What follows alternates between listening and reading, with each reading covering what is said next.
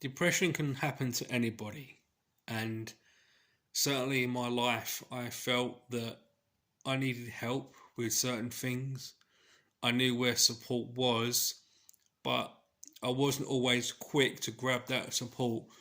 And it wasn't because I was scared. I'm aware of my emotions now, having epilepsy for 8 years. It's a difficult condition to manage. However, I'm learning more as I get older that there's no embarrassment to say that you need help.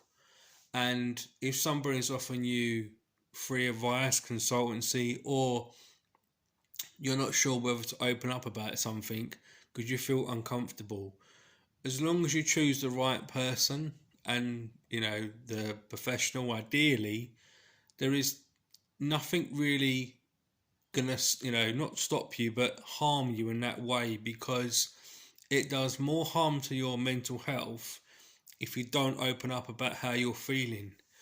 I've healed from many scars in my childhood that was very severe. I know now more children are still sadly suffering from domestic violence. Seeing that growing up myself was hard.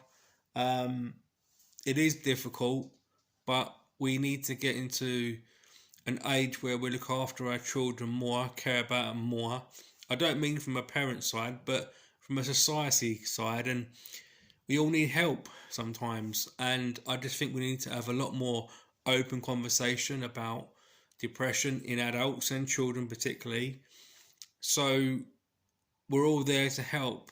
And if people at work, for instance, on the other side of the coin, feel like they've been um, bullied or anything like that, and they can quickly go into a state of depression, I feel we're obligated as humans to help those and show empathy, which is the core art of my magazine, Empathy News Magazine, but my research as well. So I'm trying to build science around empathy.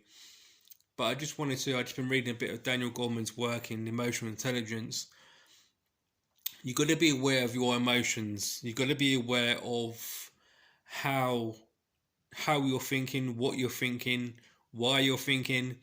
This is all learning and it takes time. So you need to take a step back and look at yourself in an objective way to say, right, okay, why do I feel this way?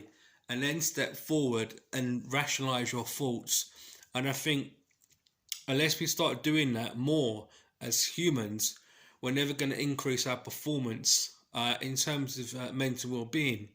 In my research, from looking at the relationship between emotional intelligence and mental well-being, it's not really the EQ or our mental health that really is that complex. It's really trying to see how we live from one day to the next.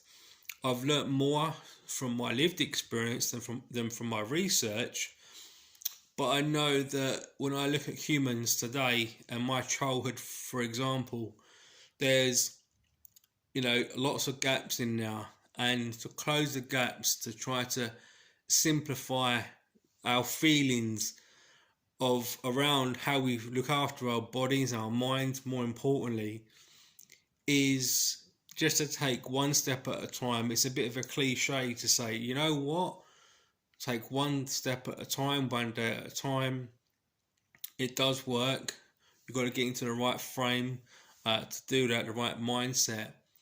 And the growth mindset, just on the back end of that, is wonderful. However, it's not everything.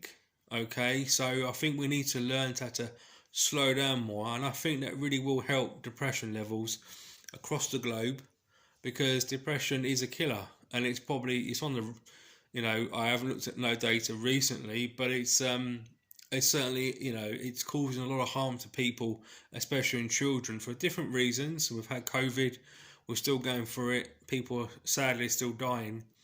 So we need to recognise, you know what, okay, let's stop, pause, think about what we're doing, again, take a step back, look at how we're feeling, take time out, go for a walk, and then look to the future to see, you know what, I'm more in control of my thoughts, feelings, and behaviors.